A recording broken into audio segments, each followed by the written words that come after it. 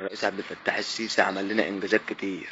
يكفي ان الراجل انشأ لنا قناة السويس الجديدة، هي اي نعم صغيرة واي نعم لحد دلوقتي ما استفدناش منها بنكلة، لكن الراجل تعب وانشأها. الرئيس عبد الفتاح السيسي في عهده اللجان الانتخابية ما كانتش مكان لتصويت الناخبين.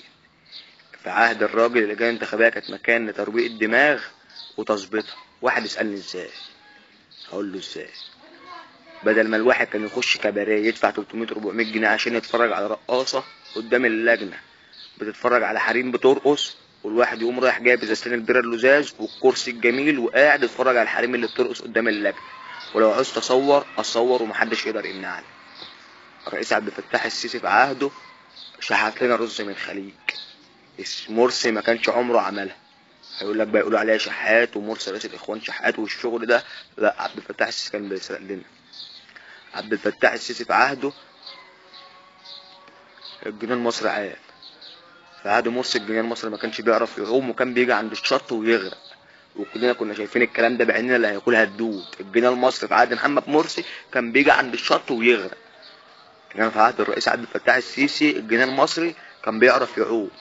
وواحد مش فاهم سياسه او واحد سياسته على قده يسالني الجنيه المصري في عهد السيسي بيعوم ازاي، هقول لك بيعوم بيعدي لحد البراميل او عند الصخره كده وفي الغويط. انما الجنيه المصري في عهد ايام مرسي، في عهد ايام مرسي عشان ما حدش يزاد عليا، الجنيه المصري ما كانش بيعرف يعوم خالص. الحمد لله في عهد السيسي الدولار وصل 11 جنيه بس احنا راضيين وعايشين. اهم حاجه الامن والامان والبتنجان والطعميه عشان برضو احنا بنفطر وناس بنجري على اكل عيشنا. في عهد السيسي الاعلام المصري كله معرض عشان ما حدش يزاد عليا، معرض ضد السيسي عشان ما حدش يقول لي برضو بعرض للسيسي. لا،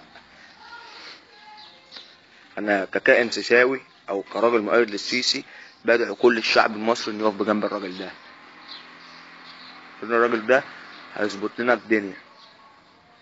اصبروا عليه كمان 15 16 سنه وهتشوفوا.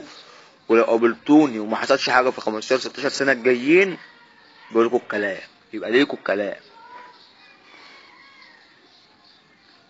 كلامنا خلص لحد كده، وارجو ان الناس تفهم. محسوبكم كائن سيساوي. السلام عليكم.